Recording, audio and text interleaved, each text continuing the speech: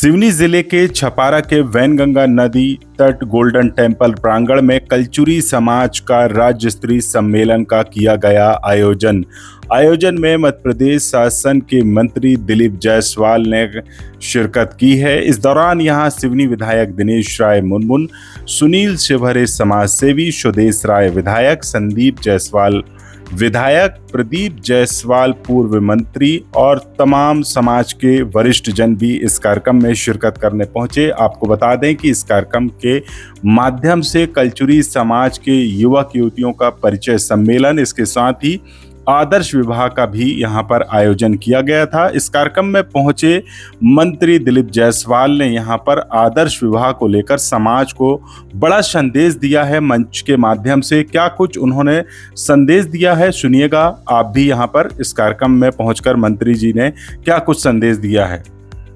निश्चित तौर पर हमारे छपारा के, सिवनी जिला के हमारे स्वजाति बंधुओं ने बहुत अच्छा कार्यक्रम किया है। आजकल बहुत से लोग सोचते हैं कि सामूहिक विवाह में हम क्यों जाए, क्या हम गरीब है क्या? ये भाव नहीं होना चाहिए। देखिए, अननेसेसरी फिजूल खर्च को बचाने के लिए ये मत सोचिए कि गरीबों के लिए ये मंच है। अगर हम जैसे बड़े लोग भी अपने बच्चों को साथ में, तो हमारे समाज के हम सब लोग मिलकर के अपने बच्चों को भी ला करके यहाँ पर अपना ब्याह करेंगे तो उनको भी अच्छा लगेगा और हमको भी अच्छा लगेगा। अपने इतने लोग भी, अरे जब आप सोचो अपने घर में अपने बच्चों को शादी करते हैं तो आप कितने कार्ड बांट ले, कितने निमंत्रण दे लें, लेकिन इतने लोग आएंगे। अलग अलग स्टेट से मैं देख रहा हूँ, नागपुर से, महाराष्ट्र से, अलग जगह से आए। आज इतने सारे हमारे नेता आए हुए, हमारे विधायक आए, पूर्व मंत्री आए, मैं आया हूँ। शायद कितने बड़े आदमी होंगे, लेकिन वो कितने खर्चा करे, शायद इतने लोग, इतने बड़े बड़े विभूतियां आपकी शादी में आ पाए।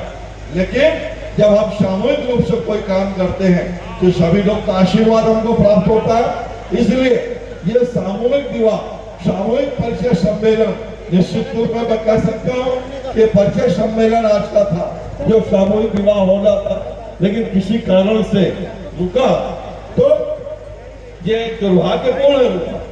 इसके लिए हम जैसे बड़े लोग, सब लोग को करना चाहिए और तय करना चाहिए कि अगली बार मैं भी अपने बेटे की शादी इस सामूहिक विवाह से करूंगा, अपनी बेटी की शादी सामूहिक विवाह से करूंगा।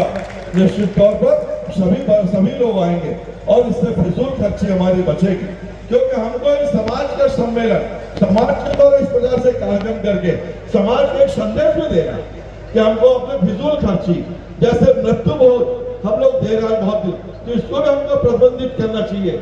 जब मृत्यु भोज नहीं कराएंगे, जो हमारे सनातन संस्कृति के अंतर्गत जो आता है कि हमको जो बरखी तेरहवीं करनी है, गंगा पूजन करना, वो हम करें, विधि विधान से करें, अपने नात रिश्तेदारों को बुलाएं, जो आएंगे वो खाएंगे, लेकिन पूरे गांव को बुलाकर जो चलता है इसको हमको रोकना पड़ेगा। आप कभी कल्पना करिए कि हमारे यहाँ कोई जवान बेटा जब खत्म हो जाता है और उसके यहाँ कोई कमाने वाला नहीं होता, वो जवान बहू को हमारी, वो जिसके साथ इतनी बड़ी मुसीबत टूट पड़ा है कि अब आगे कल की रोटी कैसे चलेगी। अब उस प्रकार से वो सामूहिक अपने मृत्यु भोज में सामूहिक हो, कितना बड़ा उसके लिए और खर्चा है सामने। तो इसलिए इन बुराइयों को त्याग करने के लिए भी हम जैसे बड़े लोगों को आना चाहिए।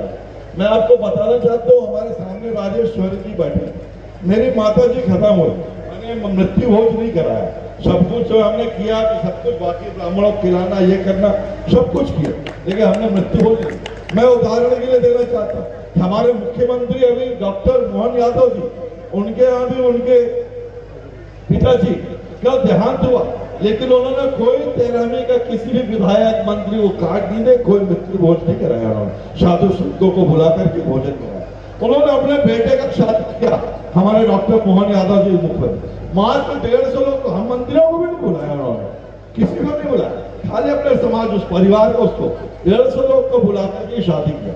तो ये क्या फिजूल खर्ची को रोकने का एक बड़ा संदेश है, और जब बड़े लोग करते हैं तो नीचे के लोग भी उसको अमल करते हैं। तो इसलिए इसकी शुरुआत जो प्रकार का सामूहिक विवाह का हमारे शिव कुमार जी, शिवहरे जी ने आयोजन किया, इसको मैं चाहूंगा ऐसा आयोजन करते रहे। जैसे कि हमारे दिनेश मुर्मू भैया ने बोला है कि अगली बार हम लखनऊ में तो पहले हो चुका है, शिवनी है, किलारी है, यहाँ भी हो, और उसमें जब हो तो इस प्रकार की भी रचना हो कि उसमें वहां पर हम ब्याह भी करें और उसमें हम जैसे सक्षम लोग भी अपने बेटा बेटियों को लाएं और वहां पर पूरे विधि विधान से व्यवस्था उसकी शादी भी करें। आप लोगों ने मुझे मुन्नू भाई के हमने तो एक ही फोन आया कि भाई साहब वहां पर हम एक सामाजिक कार्यक्रम कर रहे हैं और वहां पर आपको आना समय देना है। मैंने पूछा कौन सी तारीख, बोले बोला दिन कौन सा हो रहा, बोले रविवार हो रहा। तो मैं बोला बिल्कुल निश्चित तौर पर आऊंगा, चाहे कुछ भी हो मैं आऊंगा।